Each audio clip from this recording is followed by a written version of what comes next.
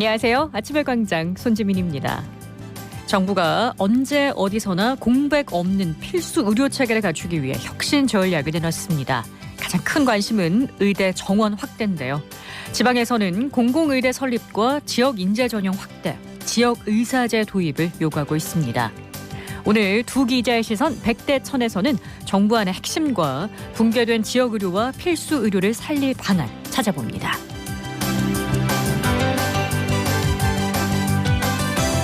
10월 23일 월요일 아침의 광장, 오늘도 시사 비타민 알차게 챙겨드립니다. 먼저 이 시각 교통 상황과 날씨 알아보죠. 서유리 리포터. 네, 먼저 고속도로 상황입니다. 경부고속도로 서울 방향 금호분기점 140km 지점부터 칠곡분기점 143km 지점까지 3km 정체되고요. 중앙고속도로 춘천 방향 동명동호 118km 지점부터 7km 정도 밀림과 풀림 반복됩니다. 이어서 시내도로 살펴봅니다. 칠곡 구암중학교에서 팔달교 방향 사고 소식 있습니다. 구암중학교 100m 지난 지점 2, 3차로고요. 승용차와 승합차 간 추돌 사고 발생해서 현재 운전자 나와 있습니다. 현충로 위로도 사고 소식 있는데요. 삼각지 내거리에서 앞산 내거리 방향, 삼각지 내거리 200m 지난 지점 횡단보도에 이륜차 대인사고 발생했습니다. 사고 여파로 삼각지 내거리부터 정체됩니다. 끝으로 날씨입니다. 오늘 대구 경북은 대체로 맑은 가운데 오전까지 내륙을 중심으로 짙은 안개 끼는 곳 있겠습니다. 아침 최저기온은 3에서 12도로 쌀쌀한데요. 낮 기온은 19에서 23도로 선선하겠습니다. 지역별로는 대구 포항 22도, 경주 23도, 안동 20도 예상됩니다. 일교차 10에서 15도로 크겠으니 감기 걸리지 않게 보온에도 신경 써주셔야겠습니다. 미세먼지 농도 보통으로 무난한 대기질 펼쳐지고요. 현재 대구의 기온 10.3도, 습도 85%입니다. 지금까지 서유리였습니다.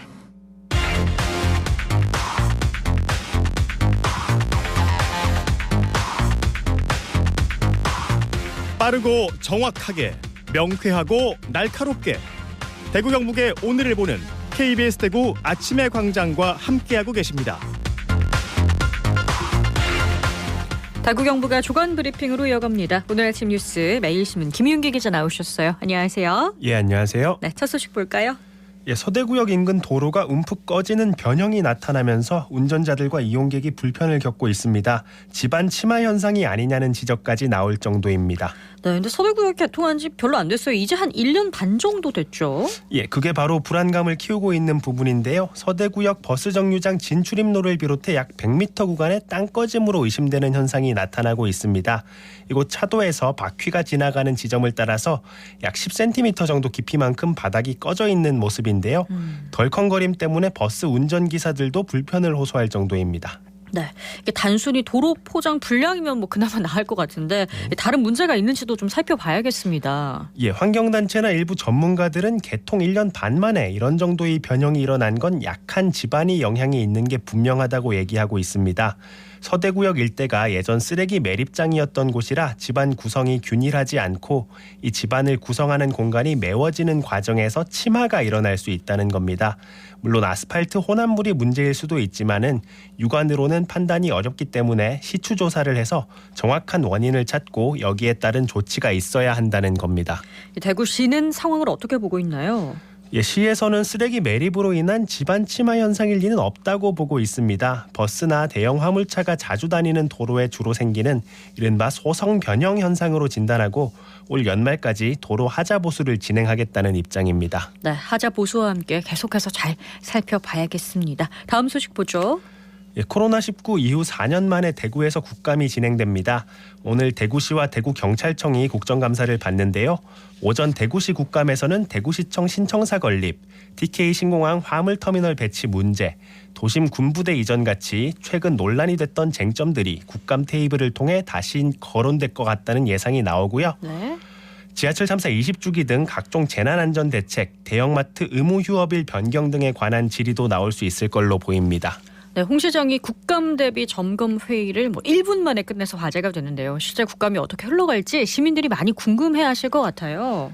홍 시장이 답변을 실국장들에게 안 넘기고 직접 하겠다. 또 모든 책임은 내가 지겠다면서 전면에 나섰습니다. 네.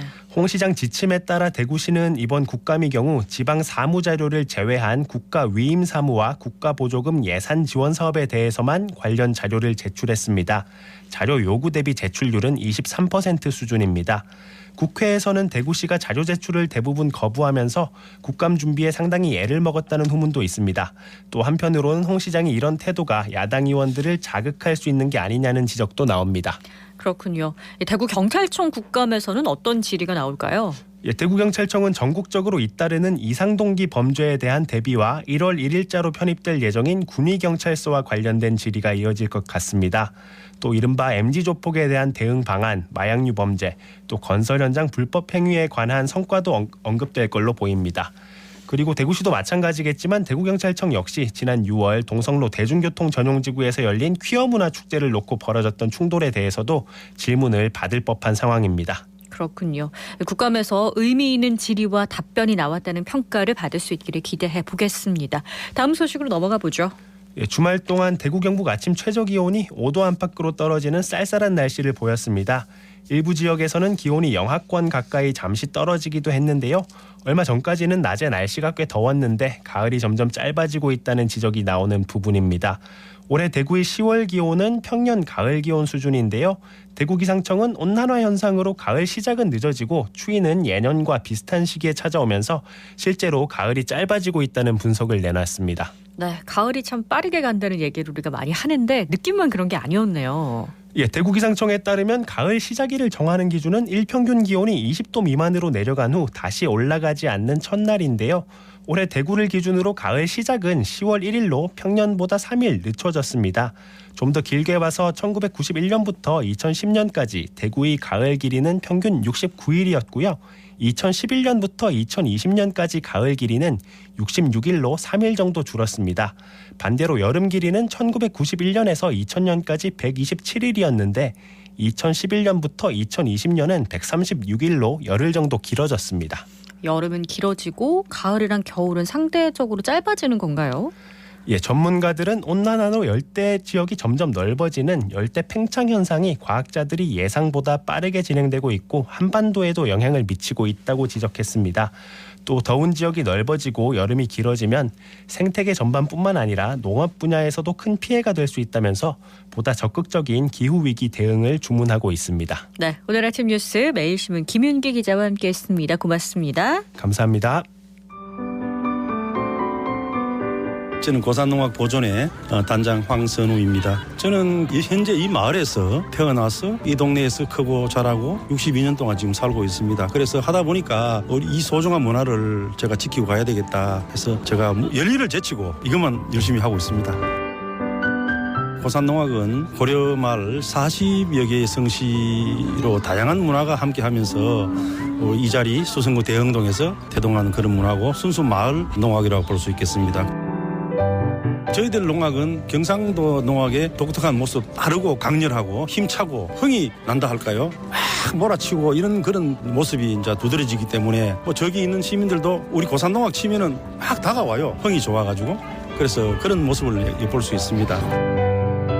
사실 우리가 아리랑 문화부터 해가지고 우리 농악이 세계문화유산에 등재되어 있기 때문에 이 문화가 얼마나 대단하고 소중한 문화를 제가 직접 체험하고 제가 직접 지키고 있다는 자체가 뿌듯하고요. 항상 그런 마음으로 잘했다고 생각하고 있습니다. 우리 무형문화재 이 자체는 형태가 없기 때문에 우리 시민들이라든지 관심을 가져주지 않으면 사라지고 없어지는 겁니다. 그래서 이걸 온전하게 잘 보존하려고 그러면 시민들이 관심을 많이 가져줘야 된다는 생각을 하고 있고 이게 우리 농악 문화가 그래도 세계문화유산에 등재되어 있는 만큼 우리 시민들이 관심이 중요하다고 저는 생각합니다. 우리 고산농악 많이 사랑해 주세요.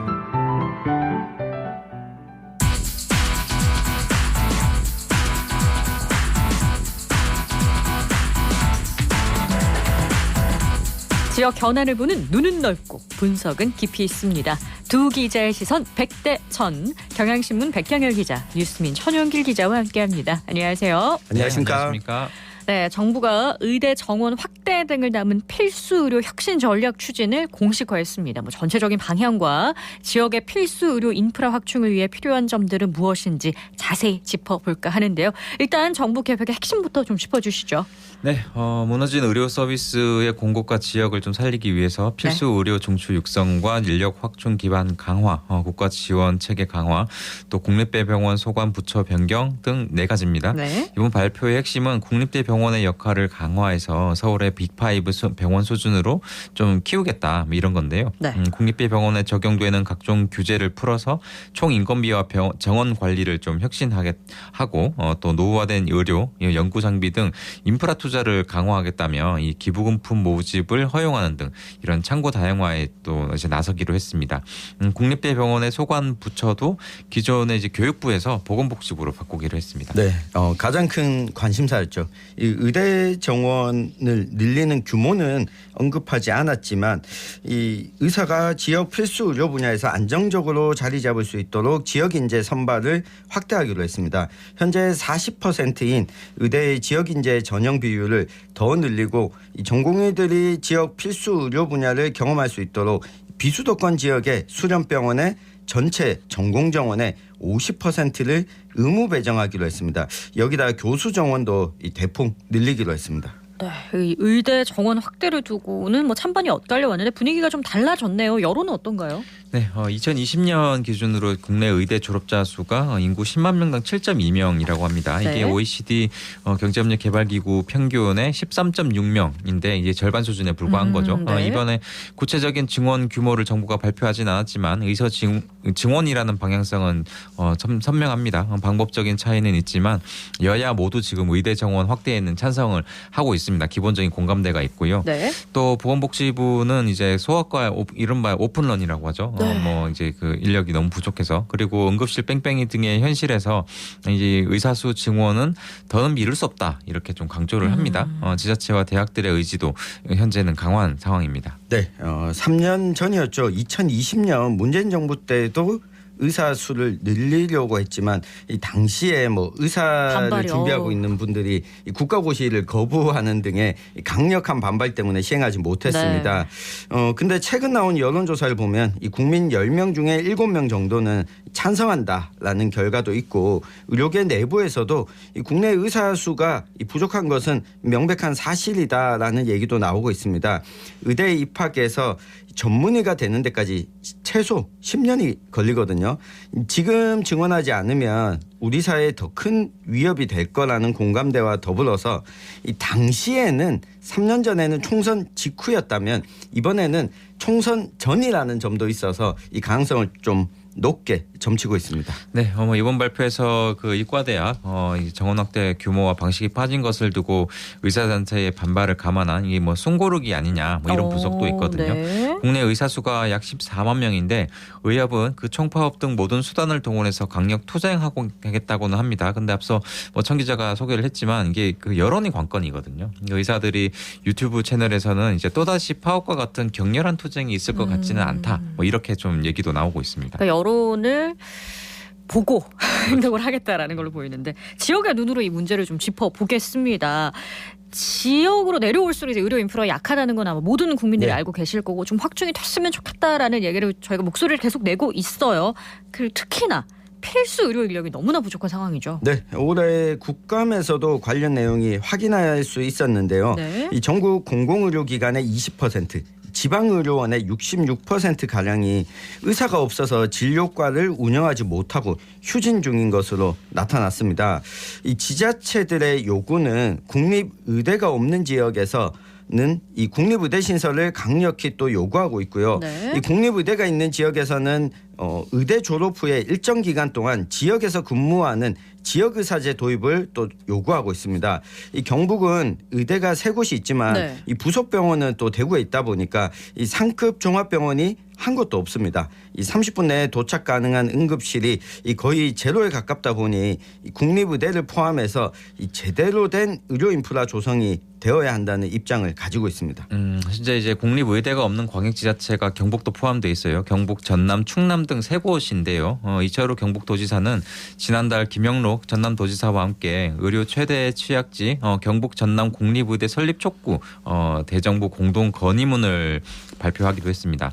또 그 지방 의료 공백의 좀 해소를 위해서 네. 지역 인재 전형 인원을 현행 40%에서 최대 80%까지 늘려야 한다고 주장을 하고 있습니다. 그렇습니다. 이번에 이제 국립대병원의 역할을 강화하겠다고 얘기가 나왔으니까 네. 국립의대가 더 많아져야 된다는 것까지도 생각을 했지 않을까라는 생각이 들긴 드는데요.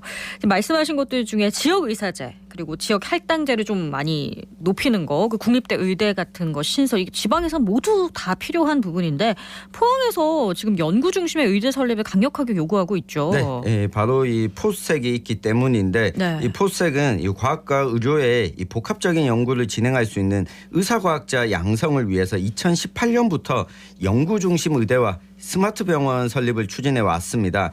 의사 면허를 가지고 이 바이오공학 박사과정을 진행할 수 있거나 이 반대의 경우도 있긴 한데요. 네. 이 인력 자체가 절대적으로 좀 부족하다는 겁니다. 때문에 바이오과학에 대한 실험 실습을 할 수 있는 500병상 정도의 스마트 병원 설립 계획도 이 부족한 지방의료 체계에 대안이다라고 밀고 있습니다. 이게 저희가 코로나19 사태를 겪으면서 이게 백신과 치료제 개발이 늦어지면서 큰 위기를 좀 겪어왔잖아요. 네. 이런 사태가 좀 이제 교훈이 됐는데 의사과학자는 새로운 전염병 치료법을 좀 개발하고 이 바이오헬스 산업에도 필요한 인력이거든요. 네. 현재 포스텍과 카이스트가 강력하게 밀고 있는데 네. 정부 입장도 좀 긍정적인 것으로 알려지고 있습니다. 그러면 포항에 경북 지역에 의대가 하나 생기겠다라는 기대감을 좀 가져보겠습니다. 정부의 방향과 큰 틀은 나왔지만 앞으로 최종 결론에 도달하기까지는 쉽지 않은 과정들이 있을 텐데 우선 의대 증원 규모는 어느 정도 예상이 되나요? 이게 2025학년도 입시를 목표로 정원을 확대한다고 했으니까 네. 내년 4월까지는 나와야 됩니다. 사실 2001년에 의약분업 때 의대 정원 351명을 줄였기 때문에 적어도 이것 이상은 증원할 것으로 보입니다. 네. 지금 의과대학이 있는 곳이 전국에 40개인데요. 3년 전에 추진할 때 500명 늘리겠다고 했었거든요. 이걸 보면 최소 351명에서 500명은 늘릴 것으로 보이고요. 네. 이 국립대학병원 강화 방안을 보면 국립대 병원 중심으로 의대 정원을 늘리게 되면 최소 500명에서 1000명 사이가 되지 않을까 예상해 봅니다. 사실 예상하는 게 힘들긴 한데 네. 이게 저도 천 기자랑 비슷한 의견이에요. 애초 정부가 2006년 이후 이 3,058명으로 동결된 의대 정원을 1,000명 이상 늘리는 안을 검토했다가 지금 의료계 반발에 연말까지 논의를 거쳐 결정한 것으로 좀 알려져 있거든요. 네. 그래서 1,000명은 안 된다는 거고요. 첫 발표에서 1,000명은 안 될 것 같고 단계적으로 올리는 방안이 되지 않을까. 저는 이렇게 생각이 듭니다. 근데 저는 개인적으로 이게 올리기가 어렵기 때문에 한 번 올릴 때 좀 많이 올려놔야 되는 게 아닌가라는 생각을 개인적으로 좀 갖고 네. 있습니다. 자, 앞으로의 논의에서 중요한 포인트가 있다면 뭘 짚어볼 수 있을까요? 네, 의협은 내년 3월 집행부 선거를 앞두고 있는데 차기 회장 출마자들이 현장 의사들의 지지를 얻기 위해서 정부와 좀 대립할 수가 있고요. 네. 국회 법안 통과가 좀 필요한 부분도 있는데 이게 여야 입장에 따라 또 갈등이 앞으로 또 있을 수도 있고요. 또 내년 4월에 총선도 있습니다. 그래서 현재로선 변수가 많은 상황이고요. 정부는 의협과 협의의 문은 좀 열어두되 끌려다니진 않겠다 이렇게 좀 하는데 네. 갈등 조정 없이 좀 밀어붙이면 필수 의료 정상화나 건강보험 재정 안정화 등 의협의 협조가 필요한 다른 과제들이 좀 어려움에 빠질 수도 있기 때문에 이 부분이 좀 주목이 됩니다. 네, 이 반대하는 의료계에서 가장 많은 논리로 주장하는 게 의료비 증가 문제입니다. 네. 의사 수가 늘어나고 초고령 사회로 진입하면 우리에게 돌아올 이 건강보험료 이 세금이 얼마나 오를까 지적하고 있는데 네. 의사가 늘어난다고 건강보험료가 늘어나진 않거든요. 근데 문제는 이 건강보험료의 수가 문제가 있습니다. 이 수가를 정상화하자라고 하는 의료계 요구를 받아들일 경우에 네. 이 기존에 이 과잉 이용이 지적되는 MRI나 이런 부분들에 대한 이 재정 지출을 줄이고 이 건보의 급여 지원 필요성이 높은 이 중증 질환에 대한 이 보장을 높이는 쪽으로 가는 것까지 동시에 좀 대안이 제시가 돼야 될 것 같습니다. 그렇습니다. 우리 삶에 없어서는 안 될 의사들의 뭐 지위와 대우도 보장을 하면서 또 국민들의 건강까지도 챙겨야 되는 게 우리 입장인데요. 자, 마무리 정리를 해보면 이런 부담도 있겠지만 그래도 이런 식으로 실행을 좀 해야 된다라는 게 구체화될 수 있을까요? 일단 정부에서 지금 지역 필수 의료 분야에 유입될 수 있도록 하는 방안에 좀 강력하게 당겨야 될 것이라고 저는 생각이 드는데 일단 그 비수도권 의대 정원 40% 이상을 지역 출신으로 선발하는 지역 인재 전형을 계속 확대하기로 했고요. 네. 또 소아청소년과가 특히 문제잖아요. 네. 그 뭐 수련 보조 수당을 좀 지급하는 시범 사업을 내년부터 좀 시작을 하기로 했거든요. 네. 이 부분도 좀 방향은 잘 잡은 것 같아서 걱정은 안 되는데 저는 다른 측면으로 이게 의대 정원 확대로 지금 이미 N수생이 급격히 늘 거라고 좀 예상이 나오잖아요. 그러니까 이러다 이공계 졸업생은 대부분 뭐 의대로 달려가는 게 아니냐 이런 우려도 나오긴 하는데 오늘의 시선 한마디로 저는 이공계열 장려책도 좀 마련돼야 되지 않나 뭐 이런 생각을 해봤습니다. 네, 이런 노래가 있습니다. 종로로 갈까요? 명동으로 갈까요?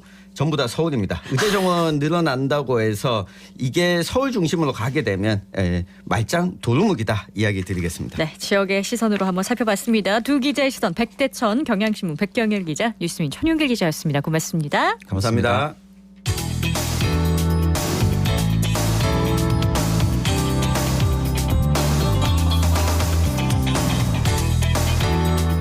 네, 중구에 있는 김광석 다시 그리기 길에서 지난 주말 방천 아트 페스티벌이 열렸다고 합니다. 윤강 리포터가 현장 다녀왔죠? 네, 그렇습니다. 저는 지난 일요일 이 방천 아트 페스티벌이 열린 김광석 길에 다녀왔습니다. 벌써 10주년을 맞은 이번 행사에서는 축하 공연은 물론 마술이나 사진, 페인팅까지 다양한 예술을 만날 수 있었는데요. 저는 김광석 길과 함께 방천시장 내 골목을 둘러보는 골목 도슨트 투어를 함께 했습니다. 현장으로 가보시죠. 온 세상은 걸문에 무너지는데 내 가슴 가끔 있는데. 네, 안녕하세요. 투어에 참가해 주셔서 감사드리고요. 지금 보고 계시는 벽화는 흑인의 포차라는 벽화인데 이 벽화는 지금 저희가 한 4번째 벽화를 다시 그리고 있는데 김광석 길 다시 그리기라는 그 단어에는 생각한다는 뜻과 그다음에 그림을 다시 그린다는 뜻 두 가지 뜻이 포함되어 있는데 한 바퀴 쭉 둘러보시면 한 40-50분 정도만 하시면 되는데 쭉 걸어가 보실까요? 안녕하세요. 저는 김광석 길 페스티벌과 방천 아트 페스티벌의 추진위원장을 맡고 있는 강두용이라고 합니다. 방천 아트 페스티벌은 벌써 10회째를 맞았는데 저희 축제는 예술가와 그리고 주민, 상인들이 함께 만드는 축제예요. 야외 공연장에서 다양한 공연이 이루어지고요. 그리고 꽃이라든지 그리고 로컬 푸드 같은 농부의 시장도 열립니다. 그리고 여기 있는 거리에서는 시니어 모델들이 함께하는 스트리트 패션쇼도 열리고요. 빈 상가를 활용한 빈집 갤러리도 열립니다. 어디든지 어떤 이런 랜드마크가 되기 위해서는 그 지역의 시민들의 사랑을 받아야 되는데 이곳은 관광객들에게는 알려졌지만 오히려 시민들에게 사랑을 받는 공간인가는 한번 생각해 볼 문제인 것 같아요. 그래서 저희들이 하는 활동이 우리 대구에 있는 시민들하고 같이 호흡하는 공간이 되고 싶다는 마음이고요. 그래서 문화와 예술이 있는 이 골목에서 우리 대구 시민들이 특별한 시간들을 가질 수 있도록 많은 고민들을 하고 있습니다. 김광석 길이 예전 같지 않다, 침체돼 있다 이런 지적이 많이 나왔는데 이번 아트 페스티벌 또 골목 도순 투어 같은 건 새로운 시도가 아주 반갑습니다. 네, 맞습니다. 이렇게 특화 거리를 잘 활용하는 방안이 필요한데요. 골목 도슨트 투어는 지역의 예술가들이 작업하는 장소에 대해서 듣고 또 김광석 길에 대한 숨겨진 이야기들을 나눌 수 있었습니다. 함께한 투어 해설사의 이야기 들어보시죠. 네, 반갑습니다. 저는 골목 해설사 정윤희라고 합니다. 제가 방금 골목 투어 중에 김광석길 방금 투어를 끝냈거든요. 가족분이 오셨는데 너무 행복해하시고 좋아하시고 딱 하시는 말씀이 그냥 걸었을 때보다 벽화에서 대한 설명을 듣고 그러니까 더 감동스럽고 더 의미 깊은 여행이라고 말씀을 하시더라고요. 이곳은 처음에 이 벽화가 만들어질 때는 작가분들이 다 상가 안에서 상주하고 계시고 일반 관광객들이 체험도 가능했었거든요. 근데 지금은 그때보다는 약간 축소가 되긴 했지만 토마 갤러리라든지 다양한 소규모의 갤러리가 항시 365일 전시를 하고 있어요. 많이 사실 좀 느끼긴 해요. 그런데 그럼에도 불구하고 관광객분들은 더 많이들 오시는 것 같아요. 그리고 더 다양한 계층들이 오셔서 참가하시고 또 요즘은 또 여행 트렌드가 많이 달라졌잖아요. 그래서 숙소에 잡으시고 김광석길을 밤에 낮에 이렇게 오시는 분도 계시고 그 설렁화되고 있다는 느낌은 현장에서 근무해보면 느끼지 못해요. 진짜로. 그래서 저희가 보시면 전국 각지에서 뭐 제주도라든지 뭐 요즘은 또 해외 관광객들이 너무 많이 오시거든요. 대만, 영국, 프랑스 이런 분들이 많이 오셔서 좀 더 활성화됐고 더 많은 분들이 찾아주시는 거는 장담합니다. 네, 항상 만날 수 있어요. 저희는 365일 하물며 추석 당일도 근무를 하는 해설사 선생님들이 계시거든요. 그래서 언제든지 오셔서 해설사 부스에 노크를 하시면 저희가 원하시는 시간만큼 해설도 해드리고 그 나머지 부분도 안내해드리고 있습니다. 네, 김광석 다시 그리기 길을 자꾸 찾고 싶은 골목으로 만드는 게 중요하죠. 네, 맞습니다. 이렇게 방천 아트 페스티벌에는 전국에서 모인 나들이객들로 북적이는 모습을 다시 볼 수 있었는데요. 김광석이라는 이름에만 치우쳐 이 특화 거리로만 홍보할 것이 아니라 인근에서 활동하는 작가들이 시민과 또 방문객들을 만날 수 있는 기획이 많아졌으면 하는 바람이었습니다. 방문객들의 이야기도 들어보시죠. 오늘 뭐 축제하고 이렇게 같이 연결이 돼서 그런지 굉장히 좀 활기 있게 보이고요. 뭐 중국 관광객 단체객들도 보이고 주말이라서 그런지 또 활성화 있게 활성화된 것처럼도 보입니다. 골목 자체의 도슨트라는 게 또 이런 프로그램 자체도 좀 신기하고 예전에 방천시장이 쌀을 전문으로 하는 시장 저는 솔직히 몰랐거든요. 정말 한강 이남에서는 몇 번째 손가락에 꼽힐 정도로 컸다는 그런 또 말씀도 들었고 또 김광석이 또 여기 어리고 자라서 또 태어난 곳이라는 또 설명도 듣고 위치가 어디다 정확하게 또 말씀도 해주시고 몰랐던 부분을 다시 알게 됐습니다.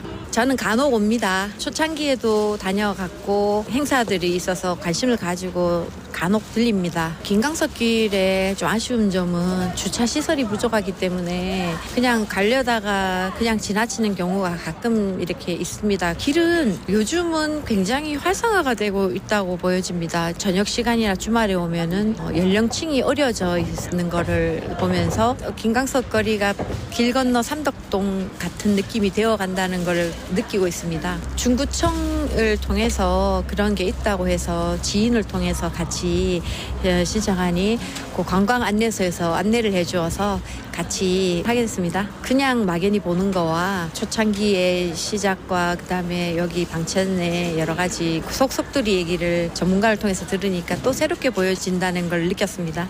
네, 지속적인 콘텐츠 개발로 김광석길과 대봉동 일대가 다시 시민들과 관광객들의 많은 사랑을 받길 바랍니다. 네, 윤강 리포터 소식 잘 들었습니다. 고맙습니다. 고맙습니다. 네, 오늘 아침의 광장에 준비한 내용은 여기까지입니다. 오늘도 고맙습니다.